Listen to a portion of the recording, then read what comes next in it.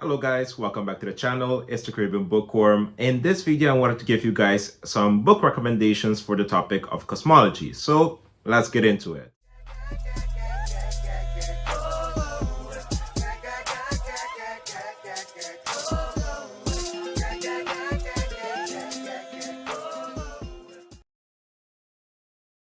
Now, before we proceed, I wanted to give a word of thanks to all of you who've again and again continued to visit this channel. It's greatly appreciated. I'm glad you're enjoying this content, both bookish and science. And to those of you who are new here, if you're curious about stuff like this, be it physics, astronomy, and just science in general, in addition to bookish related topics, then feel free to stick around and see what you like.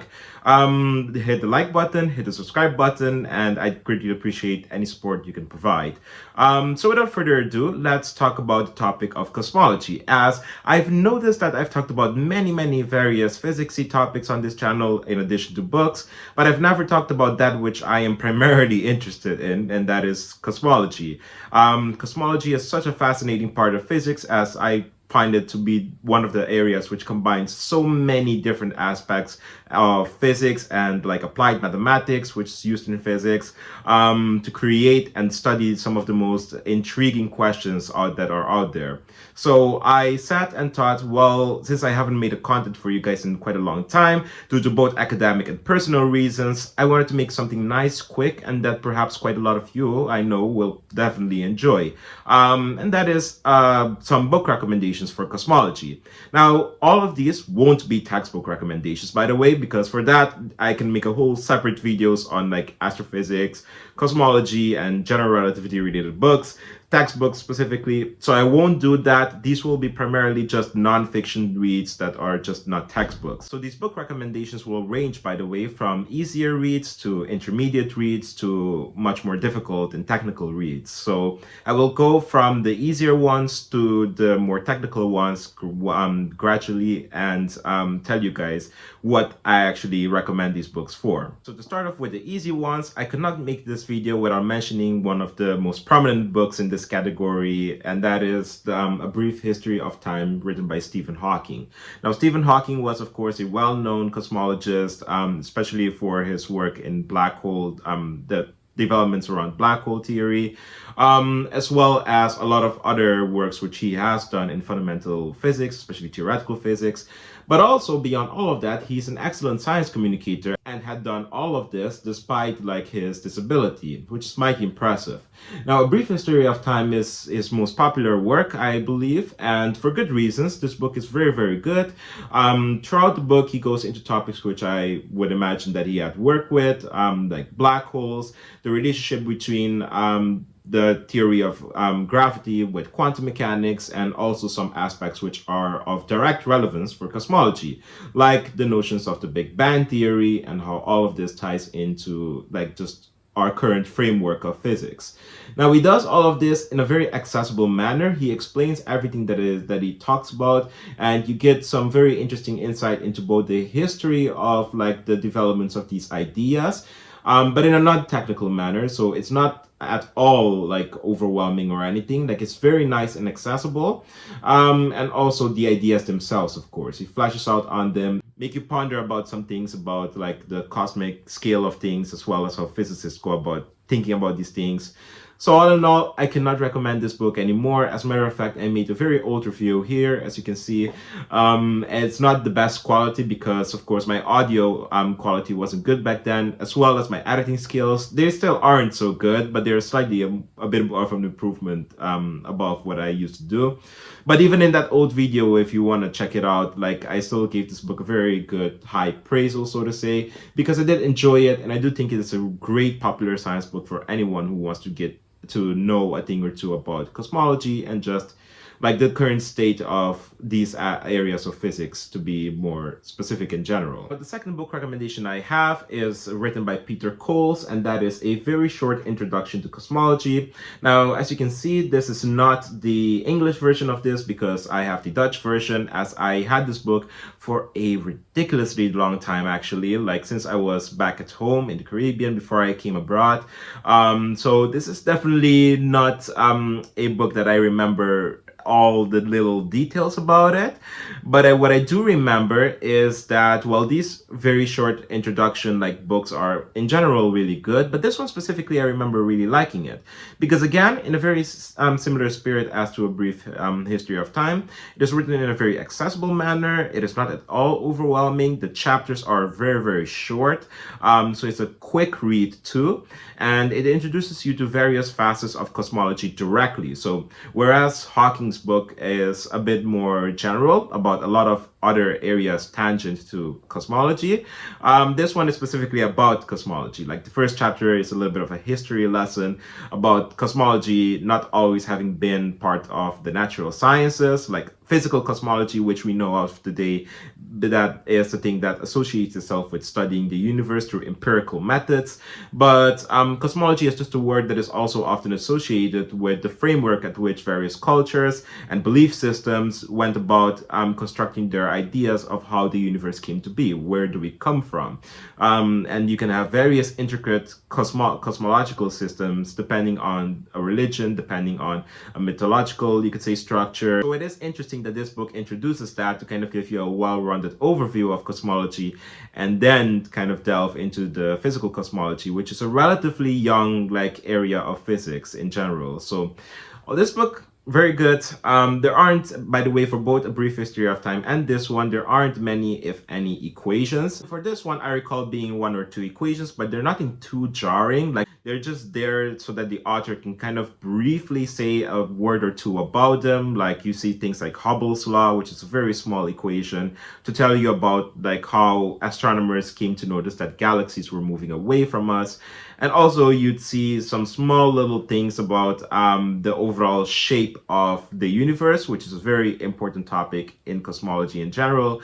So all in all, very much recommend this book if you're someone new to reading about these topics and want to give a very nice, gentle introduction. Now, those were my, like you could say, beginner or entry-level books, which I'd recommend to anyone who just wants to pick up a good popular science book and head for it. Now on to the intermediate ones, which are also, I think, quite accessible to almost anyone. Like, you can pick it up, you can read it, it'll be fine. The main, you could say, differentiating factor between the easier and the more intermediate ones is that basically these ones do use at times a bit more jargon, not much, but a little bit more. And also they do not shy away from using graphs every now and then, and also things like the scientific notation. So instead of saying something like 0.000001 or something, or the other way around, saying something like 10 trillion billion something something, they use things like 10 to the minus something or 10 to the power of something, as that encapsulates larger or very small numbers more like compactly.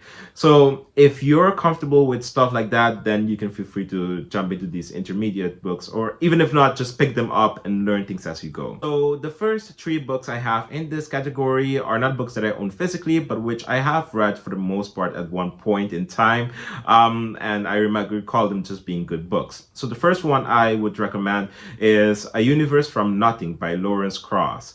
Now, Lawrence Krauss is a well-known figure out there. Well, first and foremost, he is a cosmologist, a theoretical cosmologist, if I'm not mistaken. But secondly, he has a podcast channel that is really great, and he tries to associate himself a lot with science communication and also other types of, like you could say, communication lines, particularly things related to atheism, like outspokenness. But this video is not about religion. Lawrence Krauss in general has great science communication content, and this book, which I've just stated, is one of them. It is a book about the Big Bang Theory and the thoughts of which physicists have about the origins of the universe, as well as why the Big Bang Theory became one of the most accepted things in at least modern physical cosmology. The book basically is a nice love letter showcasing why the Big Bang is not a question of if, it is more of a question of when per se exactly, and how it happened. Especially the how is the thing that has cosmologists like up in the night. So the book is great for introducing early universe cosmology to a layman audience, and as such I cannot recommend that book anymore. Now, the second book recommendation I have in this category is called The Fabric of the Cosmos, written by Brian Greene, and it is a great accessible popular science book about Einstein's Einstein's theory of general relativity. And this was Einstein's theory, which kind of revolutionized things ever since the days of Newton and became a more impactful theory about what gravity actually is. And the reason I suggest it is beyond it being a good introductory book as to what some of the concepts are in general relativity, it also introduces quite a bit of things that are relevant for cosmology, as one of the languages that are often used to describe and talk about cosmology is that of general relativity. Since in cosmology, one deals typically with very, very large scales. So as such, your description of gravity at those very, very large scales start to be better described by using Einstein's theory rather than old-fashioned like classical mechanics or Newtonian like gravity and such. And in addition to the description of gravity, there are other nuances which I might talk about soon, which makes general relativity more impactful to use. So for that, I'd strongly recommend The Elegant Universe, and Brian Greene is a great popular science writer. Like one of the books that got me hooked into physics when I was like in high school was this book called The Elegant Universe by Brian Greene. You can see that it's all beaten up. I've read this book instead of reading my English class requirements because this book was just a great enthralling read. Even though the state of string theory itself is something that is, of course, often debatable in modern scientific community, I do think that he did a wonderful and amazing job in introducing a topic as complicated as that, and also he just has a knack for it. The guy has a knack for science communication, so I cannot recommend Fabric of the Cosmos more strongly. Now, before I go on to the next one, there is another book which perhaps someone might, you could say, suggest. A very recent book, actually, and I thought about this one because I tried filming this video before, and then afterwards I thought, holy crap, there are some stuff which I wanted to change, and mentioning this book being one of them. And that is, there is a book written by Sean Carroll very recently, and it's called The Biggest Ideas in Physics. And it's called specifically The Biggest Ideas of Physics, Space, Time, and something else, I think. So that book is also of the same nature as The Fabric of the Cosmos book, both being about like general relativity. But the Sean Carroll book has a little bit more math, so for that reason, I didn't want to immediately place it into like this category. I wanted to place it more so into the slightly more technical books category. So we should talk about that soon. Now, the last book of which I do not own, which I still wanted to recommend in this category, is the book called Dark Matter and Dark Energy by Brian Clegg. Now, this is a book that is all about, well, as the title already suggests, it's about dark matter and dark energy.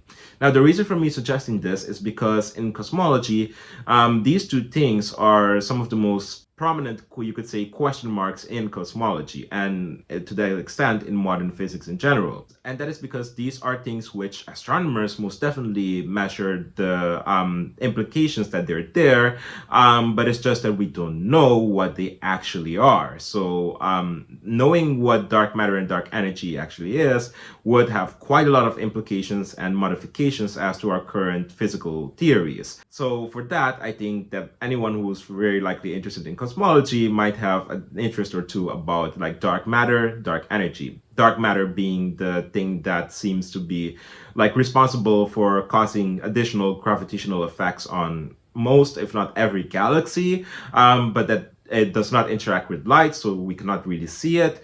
And dark energy being the just a term basically that physicists use for the thing that might be causing the expansion of the universe. Not just that, but the accelerated expansion of the universe. So each galaxy is basically we're observed to be moving away from us, but not only that, they seem to be moving even faster at an accelerated pace away from us. So for that, I'd heavily recommend this book. Now, the last recommendation I have in the intermediate section is one that I do own a physical copy of. That being this small little book called Geometry, Relativity, and the Fourth Dimension by Rudolf Rocker. Now, this is a book which I got when I was still in high school. I had to do this lengthy, you could say, literature project, and me and my friends back then who had to do this thing thought that it's a big project. To put it in context, it's like a final year type of assignment thing which you need to do, and basically we thought, well, we saw some videos on the four dimensions and how, like, for example, if you're a four-dimensional being, like, you can kind of invert 3D shapes and see their insides out. We thought how funky that was, and well, we wanted to do this topic. So for that, I scanned the internet, found this book, saw some good reviews, bought it, and without knowing that, as we continue with the project, how this led to me becoming more and more familiar with things regarding, like, Einstein's theories of relativity. Like, back then, at least, I didn't know anything about this, so it was, you could say, my introduction, or I knew a thing or two about it because of reading books like The Elegant Universe, but I didn't know about its more mathematical structure, with equations like time dilation and other things like that. So this was the book that introduced me to it, and it's a phenomenal book. I'd heavily recommend it in the intermediate section. The only thing you have to be wary of is that there is a little bit more mathematics in this one, but nothing too tedious. It's more so that you have a lot of things like a lot of fractions, for example, and a lot of symbols which one would see if they're somewhat familiar with some notions of calculus. Like, you'd see derivatives in there. Every now and then you might see an integral, but more specifically, it causes you to have to think about just mathematics in general. Like, for example, things like what an asymptote is and what functions typically look like. So, it is a book of which you need to know who you are. You can skim through it. I definitely recommend it because it's not too tedious. At the end, you might even see a matrix, just one, nothing too bad, nothing more than that. So if you, for example, have not seen a matrix, then I'd say, as with any other math concept in here, just Google it, check for yourself, find the easiest explanations and run with it, because this book, beyond some of the little mathematical notations, is great. It introduces some of the things which make special relativity interesting, like the whole time dilation, length contraction thing, and some paradoxes which you can get. And likewise goes for general relativity, talking about gravity in this different manner of space-time curvature, why time itself is considered to be like an additional dimension, why do physicists say space-time instead of just space and time. All of that is tackled very nicely in this little book. So I strongly recommend it. Now that we have that out of the way, I'm going to talk about the more technical books, ranging from just my first that's somewhat technical that you see quite a bit more math in, to some that are extremely hard, I personally say. So the first one that I have in this category is the book I alluded to, the Sean Carroll one, and that is The Biggest Ideas of Physics, Space, Time, and Motion. Now that I remember it was the thing.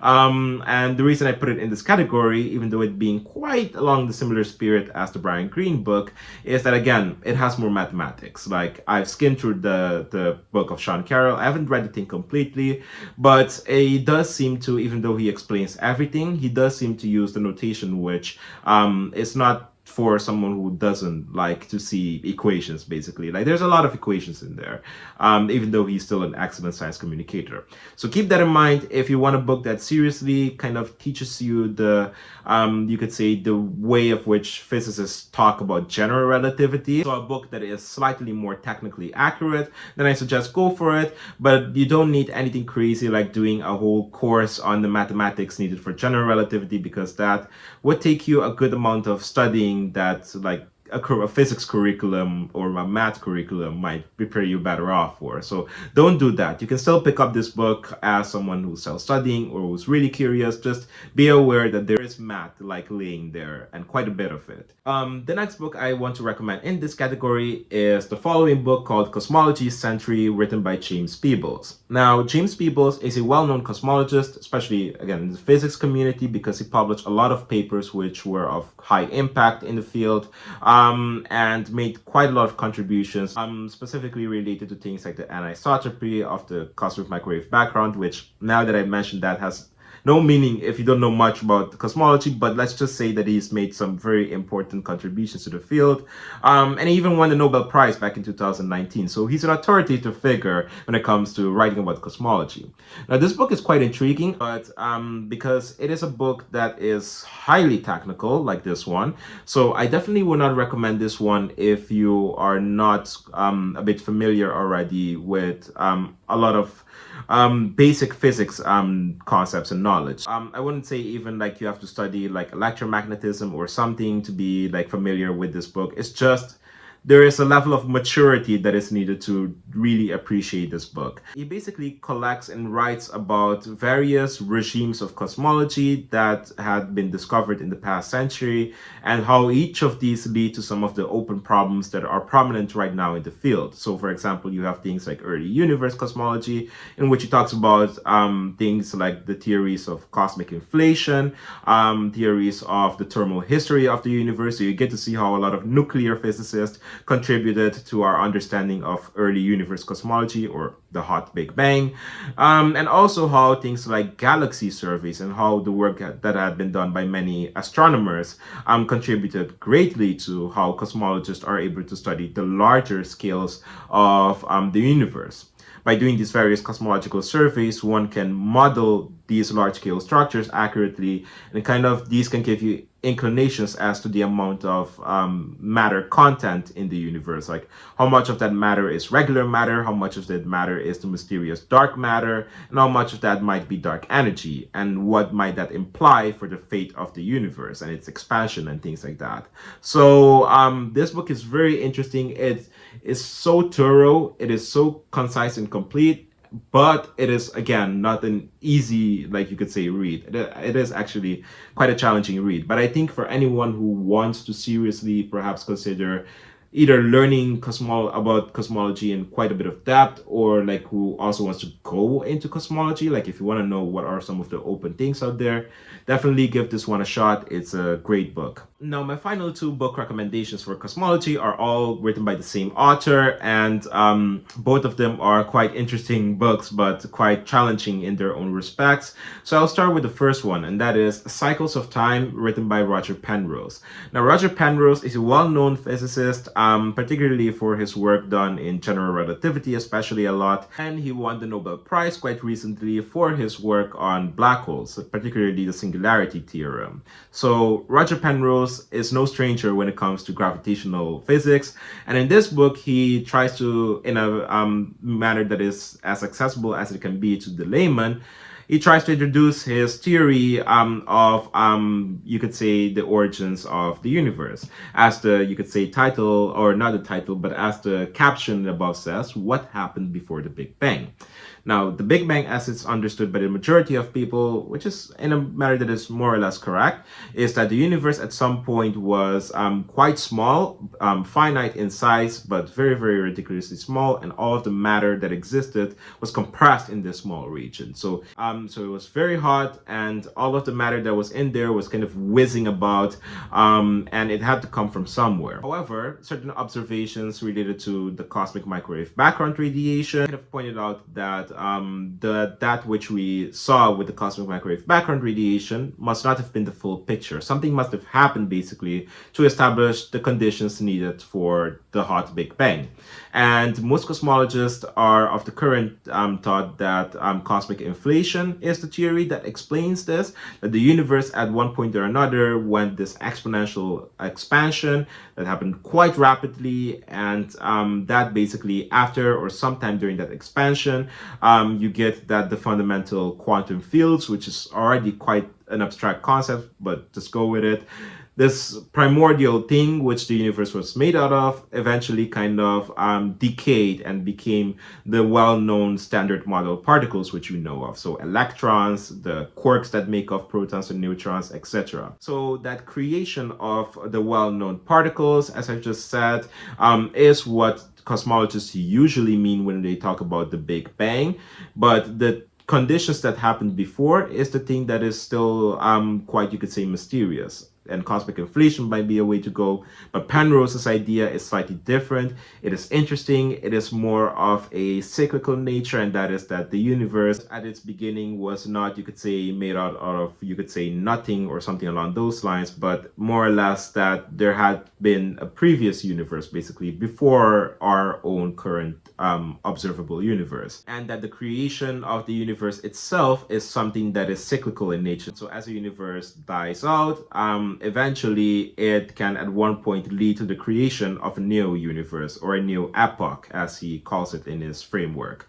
And the thing that makes this book quite challenging is that not only is his idea like quite intricate, like it requires quite a bit of maturity, which even I do not quite properly possess, if I'm being fair, to appreciate and understand it. But also, even though it's supposed to be for a layman, you can quickly realize how Penrose, because he's so clever, he writes immediately from a very basic notion. He switches on to writing in a very technical way, and the very technical like switch over is jarring for almost anyone reading Penrose's book. It's not as bad as the last book, which I'm going to talk about his, but it is still kind of bad here too. So yeah, this book, I'd say pick it up when you're a bit more familiar with a lot of things in physics. Like when, in this case, I definitely say when you're more familiar with things like thermodynamics and other, you could say, basic aspects of physics. So when you've self-studied physics, or when you are at university studying physics at a point at which you are at the same level as someone who's midway through their undergraduate studies, so you know a thing or two about your math and physics, then you might appreciate this a little bit more.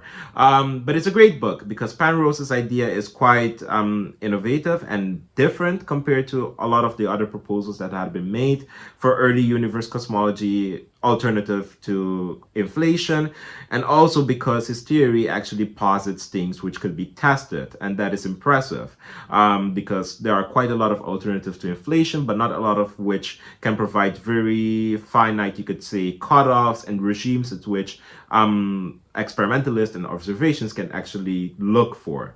His theory provides that although there are other arguments which could be made against it, it's still an intriguing read, and for that I'd heavily recommend this book as a serious, you could say, deep dive into theoretical cosmology especially. So yeah, the last book recommendation of Penrose that I have is one that is not just relevant for cosmology, but just theoretical physics in general, and that is this massive book called The Road to Reality. It's a very chunky book, as you can see, and I even have these like little sticky note thing attached to them because I got this book quite some time ago, like in 2019, and I got it basically when I went to New York, went to the Barnes and Nobles, one of them at least in Manhattan, and I got this book. There's quite a bit of story with how I got this book, so I'll leave that perhaps for a separate video, but this book is ridiculously challenging. Like, I would not recommend this book for the faint of heart. I've talked with quite a lot of like professors at my university, and I've also listened to podcasts out there. Like one of my favorite podcasts being like the channel called the Bros, which, by the way, if you want to understand like Penrose's idea on like this like theory on the origins of the universe, formerly called Conformal Cyclic Cosmology, or CCC, then watch this episode of the Bros podcast. They try their best to go through many resources online and summarize basically the theory as best as they can in a language which is as accessible as they could have made it. So watch that instead of trying to read Penrose's book, because otherwise you'd be missing out on understanding such an interesting and intricate theory due to the inaccessibility of Penrose's writing. But anyways, what I wanted to say with Bros is that they also have read, both of them have this book at their home. And yeah, no, this book is very tough. It starts out because Penrose wrote this book as a means to have anyone be able to pick up something and read and catch up with theoretical physics without having to read any other source, any other textbook. So it's meant as this super concise, dense thing that teaches you everything from the basics to the cutting edge, like current discussion topics in modern, especially high energy physics. So I should add that nuance. So not complex physics with emergent systems in condensed matter or biophysics, but high energy physics.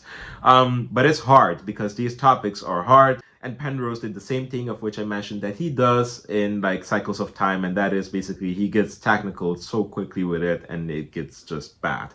But in case you actually, instead of hearing me venting about it, want to know the details of it, the first few chapters are all about mathematics. They're about some basic notions of mathematics, as well as some philosophy, which I found that to be quite interesting. His discussion of Plato's ideas and the idea of Platonism, and how some people, even nowadays, are quite purist when it comes to that. They think that mathematics is actually a real entity, you could say, that describes and governs nature, whereas some other people that are not Platonists think that the mathematics is more used for modeling nature, and that be that, and doesn't have any other fundamental meaning.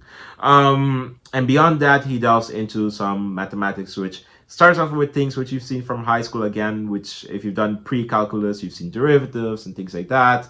And perhaps even some things with trigonometry, with Euler's formula.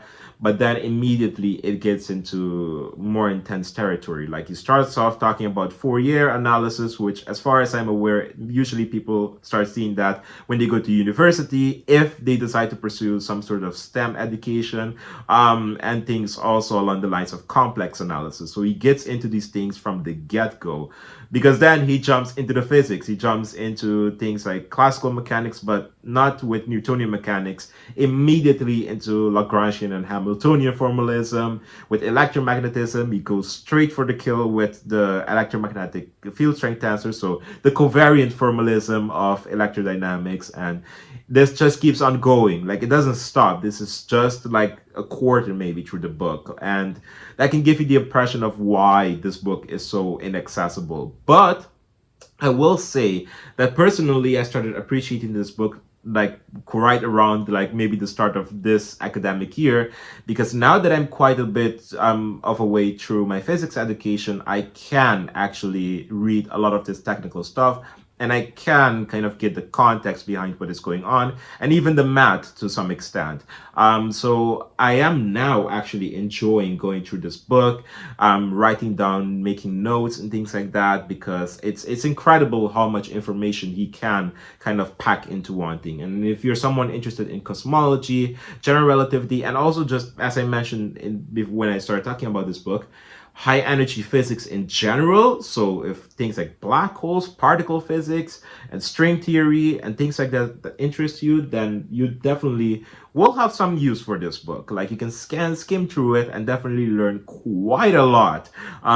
Just be ready. This is a very, very, very hard book, and by far one of the toughest book that I definitely own on this bookshelf. And that's saying a lot, because I have textbooks on cosmology, on string theory, on quantum field theory, but this one definitely is still up there ranking. It's ridiculously hard, but it's also incredibly compact with information. So strongly recommend it if you want to go maybe into high energy physics, or you just want to see basically what theoretical physics looks like.